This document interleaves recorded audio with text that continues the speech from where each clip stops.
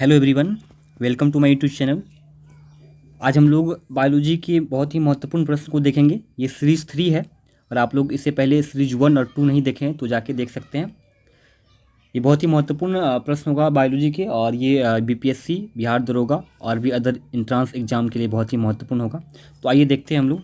पहला प्रश्न है, गर्भाशय में मानव भ्रूण किस द्रव में तैरता है? तो इनका सही आंसर हो जाएगा अमनियोटिक द्रव। Option B is right answer, amniotic द्रव, अमनियोटिक फ्लूइड जिनको हम लोग बोलते हैं। अगला क्वेश्चन है, मायोग्लोबिन में कौन सी धातु होती है? तो मायोग्लोबिन में कौन सी धातु होती है? तो option D is right answer, लोहा, आयरन, एफी जिनको हम लोग बोलते हैं।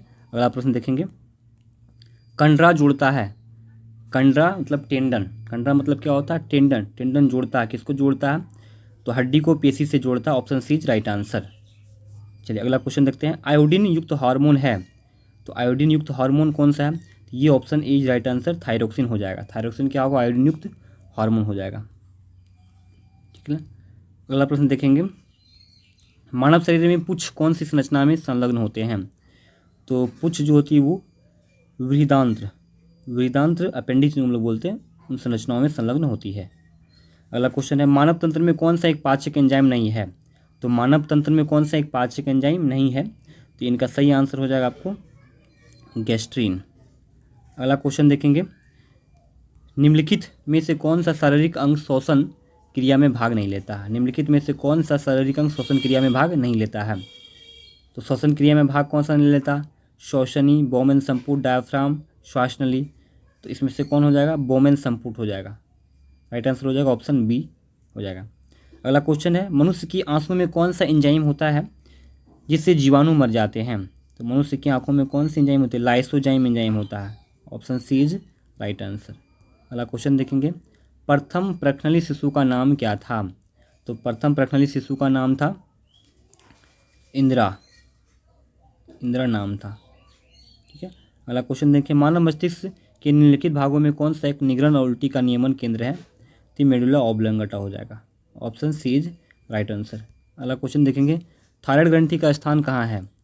थायराइड ग्रंथि का स्थान कहाँ पे है? तो थायराइड ग्लैंड जो होता है वो कहाँ होता है? गला में होता है। अगला क्वेश्चन देखेंगे, लैंगरहैंस की दीपिकाएँ जो इंसुलिन का स्त्राव करती है स्थित होती है। तो लैंगरहैंस की दीपिकाएँ कहाँ स्थित होती है? अग्नाशय में। Option C is right answer. अगला क्वेश्चन देखेंगे, कंकाल की मांसपेशियों की अनुमानित संख्या कितनी है? कंकाल की मांसपेशियों की अनुमानित संख्या कितनी है? तो अनुमानित संख्या 639 होती है, तो 700 लगभग इनका हो जाएगा। अगला क्वेश्चन देखेंगे, पेट में भोजन पचाने के लिए निम्नलिखित में से किसी खास आवश्यकता होती है? तो एंजाइम की खास आवश्यकता होती है। Option C is right answer. अगला प्रश्न देखेंगे, दुग्ध प्रोटीन को पचाने वाले एंजाइम हैं। तो इनका सही आंसर हो जाएगा renin. Option C is right answer. अगला क्वेश्चन देखेंगे, पचे हुए भोजन में मौजूद विषैले पदार्थ कौन सा अंग चूषण करता है? पचे हुए भोजन में मौजूद विषैले पदार्थ का कौन सा अंग चूषण करता है? तो option D is right answer, यकृत चूषण करता है। ठीक है। और ये क्वेश्चन पूछे कि पचे हुए भोजन में जो अवशोषित करता है पोषक तत्व को, वो कहाँ पे होता है? ये छोटी आंत में अवशोषण का काम होता है और वो कौन करता है? तो माइक्रोविलाई करता है, सूक्ष्म रसांकुर करने का काम करता है। अगला क्वेश्चन देखें, पाचन क्रिया में प्रोटीन निम्नलिखित में से किस पदार्थ में बदल जाते हैं? पाचन क्रिया में प्रोटीन निम्नलिखित में से किस पदार्थ में बदल जाते हैं? तो अमीनो अम्ल में बदल जाते हैं। Option C right answer. अगला क्वेश्चन, मानव शरीर में खून के शुद्धिकरण की प्रक्रिया को क्या कहते हैं? हीमोडायलिसिस कहते हैं, हीमोडायलिसिस कहते हैं। अगला क्वेश्चन देखेंगे, मानव शरीर में अनिवार्य अमीनो अम्ल की संख्या कितनी होती है? तो अनिवार्य अमीनो अम्ल की संख्या वो 20 है लगभग।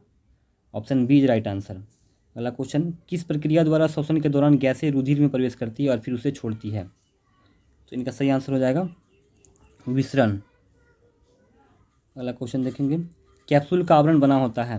तो कैप्सूल का आवरण बना होता है स्टार्च का। Option D is right answer. अगला क्वेश्चन है, सबसे अधिक प्रोटीन पाई जाती है सोयाबीन के दाने में। Option A is right answer. अगला क्वेश्चन देखेंगे, प्रोटीन को निम्नलिखित में से क्या माना जाता है? तो प्रोटीन को क्या माना जाता है?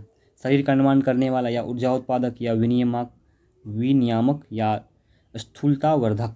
तो प्रोटीन को माना जाता है शरीर का निर्माण करने वाला। ठीक है। अगला क्वेश्चन देखेंगे, अल्फा कैरोटीन एक प्रोटीन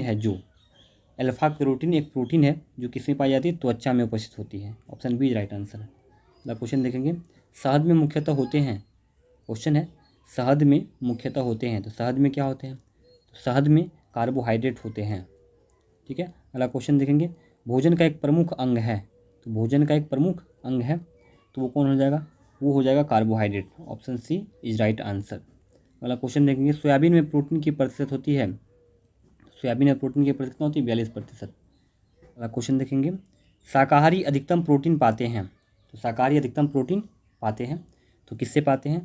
तो शाकाहारी अधिकतम प्रोटीन दालों से पाते हैं। Option B right answer. अगला क्वेश्चन देखेंगे, विटामिन शब्द किसने प्रतिपादित किया? तो विटामिन शब्द फंक ने प्रतिपादित किया था। अगला क्वेश्चन, निम्नलिखित में से यौगिक के किस समूह को सहायक आहार कारक कहा जाता है? तो सहायक आहार कारक किनको कहा जाता है? तो विटामिन को कहा जाता है। Option D is right answer हो जाएगा। ठीक है, अगला क्वेश्चन देखेंगे, निम्नलिखित में से किसे रक्षात्मक पदार्थ कहा जाता है? तो रक्षात्मक पदार्थ किसे कहा जाता है? तो वो कहा जाता है प्रोटीन को। Option B is right answer. अगला क्वेश्चन देखिए, मानव शरीर में रक्त का थक्का किस विटामिन से बनता है? तो मानव शरीर में रक्त का थक्का किस विटामिन से बनता है? विटामिन के से बनता है। अगला क्वेश्चन देखेंगे, कौन सा विटामिन प्रतिरक्षा प्रदान करता है? तो vitamin C is right answer.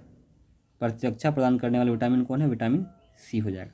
अगला क्वेश्चन देखेंगे, एथलीट को निम्न में से किससे जल्दी और ज़्यादा ऊर्जा मिलती है? एथलीट को निम्न में से किससे जल्दी और ज़्यादा ऊर्जा मिलती है? तो ये हो जाएगा कार्बोहाइड्रेट। ग्लूकोज लेने से जल्दी और ज़्यादा ऊर्जा मिलती है। अगला क्वेश्चन देखेंगे, टाइफाइड से शरीर का कौन सा अंग प्रभावित होता है? तो टाइफाइड से शरीर के कौन सा अंग प्रभावित होते हैं? तो टाइफाइड से आंत प्रभावित होता है। ठीक है, सी इज राइट आंसर। अगला क्वेश्चन, निम्नलिखित में से की कमी से एनीमिया रोग होता है। किसकी कमी से एनीमिया रोग होता है ना? एनीमिया डिजीज किसकी कमी से होता है?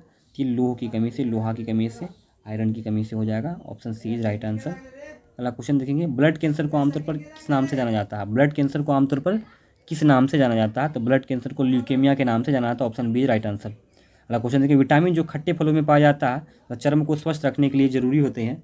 Vitamin C, vitamin C is right answer. Option C. ठीक है, अगला क्वेश्चन हो जाएगा, मानव शरीर की रचना के संदर्भ में एंटीबॉडीज होते हैं। मानव शरीर रचना के संदर्भ में एंटीबॉडीज होते हैं तो एंटीबॉडीज क्या होते हैं? मानव शरीर की रचना में संदर्भ में एंटीबॉडीज होते हैं। Option carbohydrate, proteins, glycolipid, sterols. तो इनका सही आंसर हो जाएगा ग्लाइकोलिपिड्स। अगला क्वेश्चन देखेंगे, निम्न में से किसकी कमी से रिकेट्स होता है? तो विटामिन डी की कमी से। Option A is right answer.